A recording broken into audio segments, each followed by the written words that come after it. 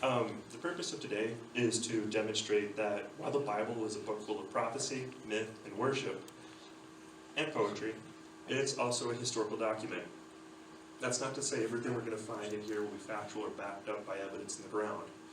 But compared to other religions, our biblical narrative takes place in a well-documented chronology that is ascertainable events when they did occur and can be recognized by our scripture. Other religions don't have such strong foundations, with their deities, myths, and canon occurring well outside of reality. Christianity and Judaism are different. So before I get into this too much, I want to kind of discuss archaeology initially. Archaeology is a subdivision of anthropology, being the study of us, humans. Archaeology refers to the study of the human past and includes human remains and human culture. Material culture or human culture can be broadly defined as the things we use, make, shape, or interact with.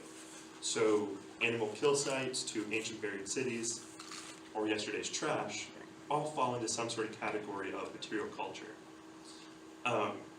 Material culture found in the ground is an artifact, the basic unit of archaeology. So if I toss something outside right now and you want to call it digging it up, we can all be archaeologists. Go through someone's trash of yesterday, technically counts as archaeology, or at least depending on how you want to go through it. I've had some experience in the field, and we'll mention a local site as an example. We're familiar with Julesburg, or at least most of us probably are. The old Julesburg site was a trading post along the Overland Trail Road and was founded in 1858. In 1865, it was attacked by Native Americans in response to the Sand Creek Massacre. And for most of Colorado/American West history, we're familiar with things like Wounded Knee or Sand Creek, massive slaughters or massacres, big battles that took place far away from us. And here in northeastern Colorado corner, there's a pretty important little battle that took place. Anyway, I worked with the Julesburg Project, a couple of professors, a PhD student out of CSU for interpreting the site last summer. On a quick dig that Dad got to go come with me, we found a couple fragments of a cannonball 12-pound mountain howitzer dating to the 1860s. We found an 1858 penny. That's pretty nice. You don't generally find things that give you an exact date of the site you're looking at. And then we found mini balls, and we found a brass letter B from a cavalry company insignia, as well as a plethora of nails and wire. So, what do those tell us? What do they do? A penny gives us a date. A cannonball tells us what type of artillery was used. Mini balls dating from different times tell us what the combatants were. A company letter will give us more information on who fought and what. So all this begins to tell a much deeper story than just a battle took place out in the middle of nowhere. Although the history of Julesburg is practically forgotten, written oral accounts exist, and real artifacts provide further insight into such a site.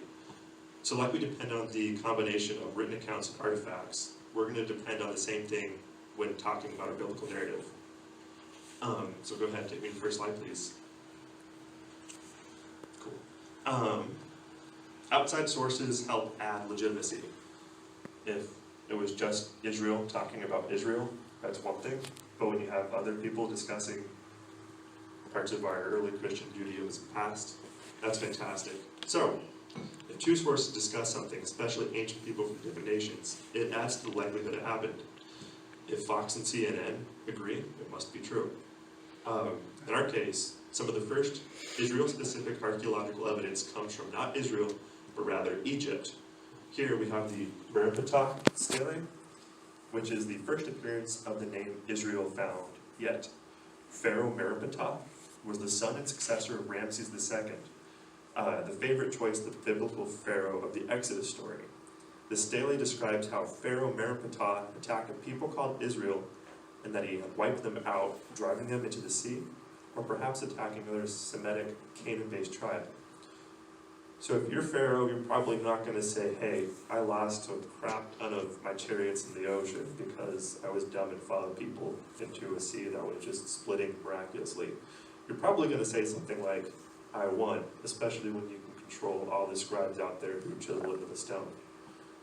And I have it highlighted on the slide. I guess you can probably see these a little bit better. that little circle is the hieroglyphic image that talks about how Israel lies desolate and their seed is no more, how he wiped them out. So, referencing Exodus chapter 14, verse 9, the Egyptians, all of Pharaoh's horses and chariots, his horsemen and his army, chased after them and caught up with them as they camped by the sea of, I'm going to slaughter that, Fihiah Roth, in front of Baal Zephon. Cool. We pretty much have an exemplified story correlating with the Exodus story. Can I get the next slide, please? So the Ramses-Merkatah stele, or time frame, fits loosely enough to be convincing. As for a place with Hebrew people in Egypt this time, there's a place called Pithom Ramses, and was being built roughly during the Exodus time, and is directly referenced in Exodus. Multiple groups of foreign laborers were employed at the time to help state building projects, and we have evidence of this from the city of Pithom Ramses here. Again, this is referenced in Exodus chapter 1, verse 11. So the Egyptians assigned taskmasters over the Israelites to oppress them with forced labor. They built Pithom Ramses as a supply city for the Pharaoh. Very quickly, in a couple minutes, there have been two examples to prove that the Exodus story is grounded in reality, much more detail than perhaps imagined. Israel, though, had not emerged distinctly enough, at least for the Egyptian archaeology, to be viewed as differently in the record until the 13th century from the rest of Canaan.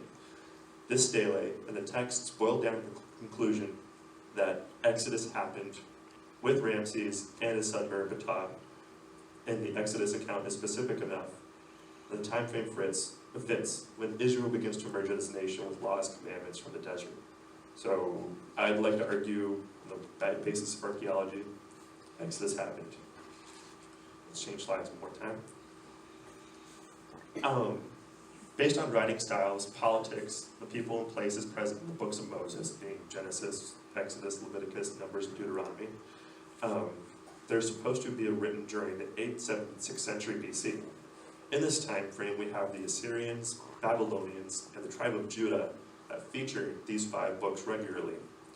Contemporary authors, being those authors from the 8th through the 6th centuries BC, would have seen the Assyrian aggression at its height and the destruction of northern Israel. When we're talking about Israel, there are generally the northern tribes, 10 tribes, and the southern tribes being part of the kingdom of Judah. In 736, Assyria comes in and wipes out the top 10 northern tribes. They get taken back to Assyria, which is based between the Tigris and Euphrates. They basically disappeared from the record. Meanwhile, the rest of Judaism is descended from the tribe of Judah and Levi, the priestly caste. And they're what we assume Jews are descended from this day. There's some discussion that some Jews identify from these tribes from Tigris and Euphrates, and they think that they're descended from them thousands of years ago. It hasn't necessarily been corroborated. Anyway, on one such site that Danny and I had a chance to visit is Tel Lachish. The Tel refers to a mound city that has been occupied over hundreds, if not thousands of years. That means you can find the Ottoman, Byzantine, Roman, Greek, Hasmonean, Hellenistic, Persian, Babylonian, Assyrian, Canaan, Hebrew sections of the city. It's pretty awesome when you can go dig a few feet down. You can see history right there like that, in stratigraphy. So the siege of Tel Lachish by the Assyrians in 701 is well detailed. 2 Kings, for example, chapter 18, verses 13 through 14 says, "In the 14th year of King Hezekiah, Sennacherib, king of Assyria, attacked all the fortified cities of Judah and captured them. So Hezekiah, king of Judah, sent word to the king of Assyria at Lachish." I'm going to stop there because the verse goes on where they want to pay tribute and it gets weird. I don't want to talk money, that's okay. What is cool about this site is you can still see the siege ramp. Look at the next picture, I'll point it out to you more specifically, as well as numerous Israelite and Assyrian artifacts like arrowheads, further proving such a battle took place. But the Bible is not our only source in talking about this siege of Lachish. In fact, one of our sources comes from friezes, that is, cut out stone, from the Assyrian capital of Nineveh. These are those friezes, and if you look at them closely, you can see this far picture. These massive bearded archers are your Assyrian masculinity, said having a big beard and go to war, and you're a real man. Example A. And then we have a smaller, emphasized in the phrase, much smaller man with a much smaller beard, being his Hebrew counterpart. And then we have King Hezekiah paying tribute to Sennacherib of Assyria. And these are all detailed from Nineveh as phrases. And what's cool is we wouldn't have found the capital city of the Assyrian Empire, Nineveh, without being able to read it to the Bible and geographically locate it. And then Nineveh itself backs up our biblical narrative. These phrases now reside in the British Museum in London. Let's change slides, please.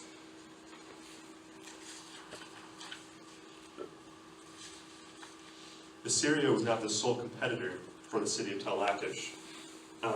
Eventually, even Judah at Lachish would be overcome by the Babylonians some 200 years later. When we talk about the exilic period, or the period of exile of Israel, there are technically two periods. There's the first exile, where the 10 tribes in 736 basically disappeared.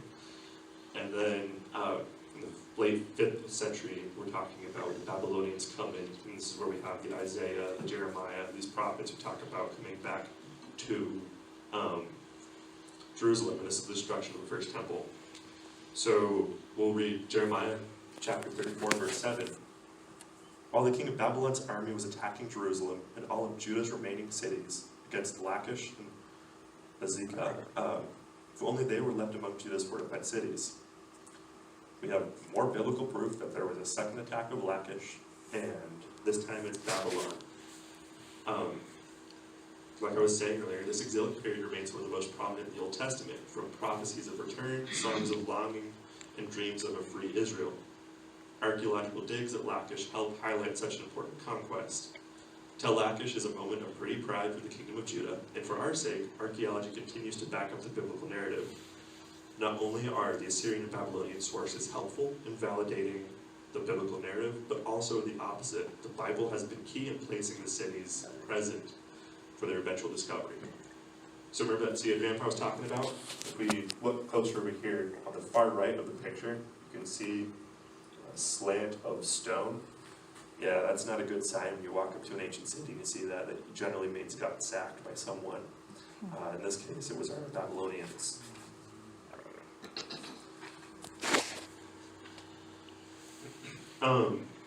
Let's change slides, please. Pinpointing sites and referencing places is cool and well important, not necessarily impressive. Identifying people, meanwhile, is an entire another task. Throughout the Bible, writing styles and places referenced often give us an idea of when a certain book was written. But in some cases, we don't have to rely simply on speculation or subtle vocabulary. One such instance is that of two bulla, being impressions of seals. These are bulla. So if I take a signet ring or a symbol that I am king or important figure, and I stamp wax or I stamp clay, it leaves an impression of my name on it, or a symbol of my authority. And that's what you're looking at here. So these would have likely adorned either scrolls or some sort of, like wagon or cartload, something specific to King Hezekiah, and as we'll see in a second, Isaiah the prophet. So King Hezekiah, mentioned above in the Tel Lachish story, was identified as one of these, and the other is likely his prophet. I'll explain why likely in a second. But let's quote Hezekiah and Isaiah real quick from Isaiah chapter 39, verse 8. And then Hezekiah said to Isaiah, "The word of the Lord that you have spoken is good." For he thought, "There will be peace and security during my lifetime." These guys were friends, and Isaiah was a close advisor to King Hezekiah. This second bottom bulla, the broken one, has the name Isaiah written on it, and a fragment of the word that begins like prophet. In Hebrew, we got to imagine it's right to left, so it's backwards for us, but it sounds like it's the P-R-O sound of prophet. I'm willing to bet it's Isaiah the prophet, but what's interesting is they generally say the specific prophet because he's a biblical character, because he's the prophet to the king.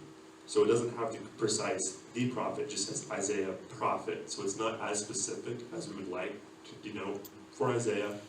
That makes sense. It's an awkward, tiny slip of one word that perhaps he's an important Isaiah, but he's not quite Isaiah who wrote, and we still read it.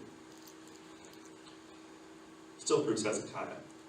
But because they're found together, I'd argue it's probably him. Let's go to another slide. Of all the contested moments in Scripture, Jesus' crucifixion and resurrection story received plenty of scrutiny. Someone comes back from the dead, yeah, we're going to question that. One key aspect is that of Pontius Pilate, the Roman governor who washed his hands of Jesus' death sentence. Since it was near Passover, the Jews were flocking to Jerusalem to celebrate the Passover feast and required immense attention from the Roman occupiers. Generally, Pontius Pilate would have been in Caesarea Maritima, which is northwest of Jerusalem and on the ocean. But because you're having thousands more of his, of the Jews and the people he's in charge of Judea pour into Jerusalem, especially when they're not exactly pro-Roman at this time point, he needs to be here as a center of authority with more troops, more officials present to hold down the fort, that is Jerusalem. There's been no evidence that Pontius Pilate existed in Caesarea or in Judea at all. That is until in the 1960s they discovered a small temple dedicated to the Emperor Tiberius, which stood outside of Caesarea Maritima and did have an inscription of the U.S. and Pontius, and then the Pilate being Pontius Pilate, which dated from 26 to 36 AD. So if we follow the time frame, Jesus was crucified 33 AD. So this 26 to 36 time frame matches perfectly that Pontius Pilate was in Caesarea Maritima. He wasn't missing in action. And yes, the biblical narrative is specific enough that it says, yes, the Roman governor was in the territory at the same time and likely stood trial or washed his hands of Jesus. Anyway, John 18:28 says, "And then they took Jesus from Caiaphas to the governor's headquarters. It was early morning, and they did not enter the headquarters themselves, and otherwise they would have been defiled and unable to eat Passover." So we have a story of the chief priests taking Jesus to the headquarters of the Romans. This fits pretty well, especially when we have his name. So the answer to Pontius Pilate's question, what is true, from John 18:38, is that the truth is Pontius Pilate did exist. He was in Judea, and this was another archaeological component adding to the crucifixion. Let's go ahead and change another one. I wish I could tell you, yes, there is definitive archaeological proof that Jesus did exist, but perhaps that's part of the mystery of God in the flesh.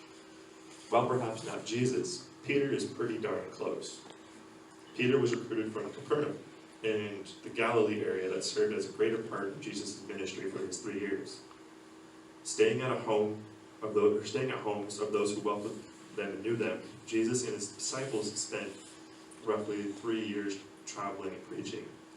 Mark chapter 2, verse 1 says, "When he entered Capernaum, after some days, it is reported he was at home." So what we like to play with when interpreting this verse is, when we say he was at home, it doesn't say whose home. So does this mean Jesus' home too? Did Jesus perhaps own a home in Capernaum? Can't actually argue he did, but there's some pretty good evidence that Peter and Peter's family did. One of these homes from the Jewish section of the city, dating from the 1st century, was replastered, full of graffiti, that had pottery-style changes.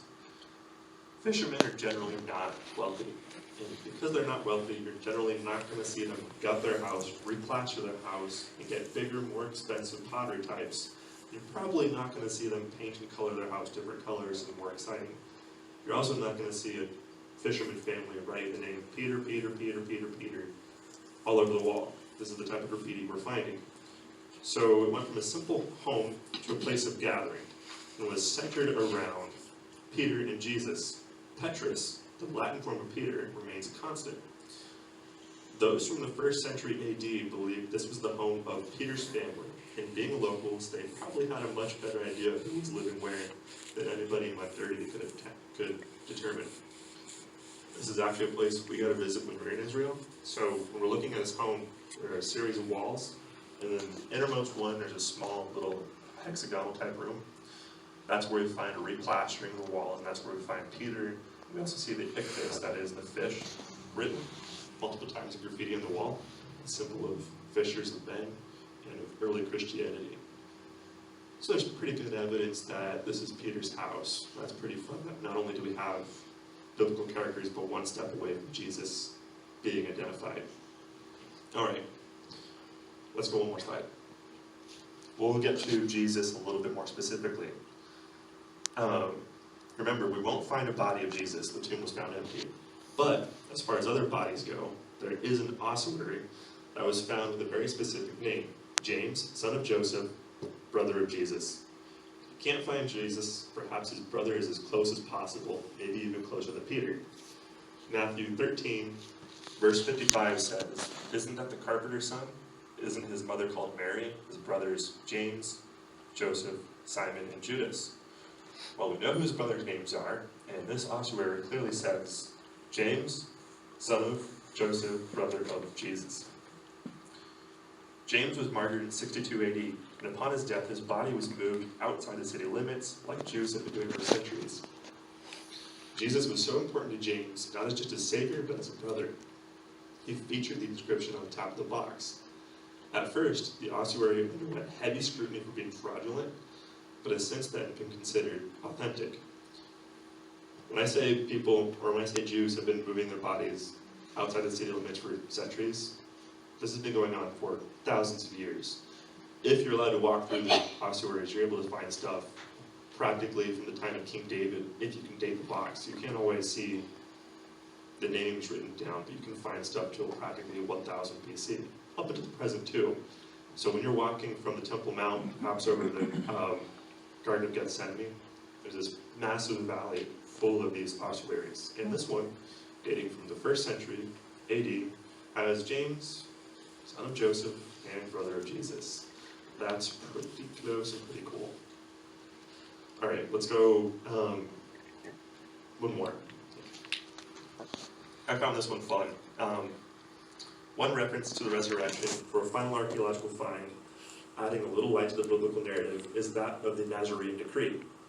Many people, Jews and Gentiles alike, were confused by Jesus' resurrection and did not believe it happened. Look at the disciples, even some of them demanded proof. According to Matthew, the soldiers who guarded the tomb were told by priests that Jesus' body was actually stolen.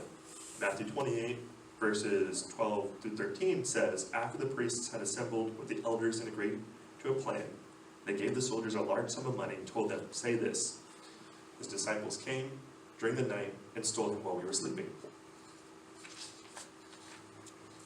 So trying to explain the resurrection was difficult enough, but many people, the Roman authorities, saw early Christians as an odd sect of Judaism and followed the train of thought that the body was actually stolen. Emperors like Tiberius and Claudius, who likely heard rumors of these weird Jews, outlawed tomb raiding, which was subject to capital punishment. This seems to prove the awareness, as well as the awkwardness, early Christianity was facing. So this is a Greek-based stele, the Nazarene decree, and it says, no more tomb raiding. If you break into someone's tomb, we can kill you. Why would they do that? They're worried that a new religion coming out of the Middle East, with people coming back from the life, is going to threaten everything. Sounds a little bit like Christianity. But Romans didn't quite know how to define Christianity at this point. They're still a little too early for them to decide Christians are distinct. All right, we'll go to the final slide. That's just going to be more of our answers and questions type thing in a second. Anyway, for my conclusion, outside sources like Egypt and Assyria referenced Israel, giving us the earliest and some of the most vivid descriptions outside of the Bible of the Old Testament. One stele appears to reference the formation of the nation of Israel and freezes the strength and resolve of the kingdom of Judah under siege, sentiments found throughout Scripture. A king and a prophet both left their mark. The very home Jesus and his disciples likely frequented was identified, and a character thought to be absent from Judea found. Finally, even the family of Jesus was found, as well as a misunderstood resurrection reference identified. Time and time again, aspects of the Bible prove it is a historical document, I hope I was able to demonstrate that, while perhaps not a perfect historical document, the Bible is grounded in reality. Real people, real events, real authors who saw God's hand in human experience. We are fortunate, unlike others, that our fundamental beliefs don't dance in the clouds of imagination, but are grounded in reality that archaeology can help us reach. To observe our religious past, all we have to do is dig in the ground.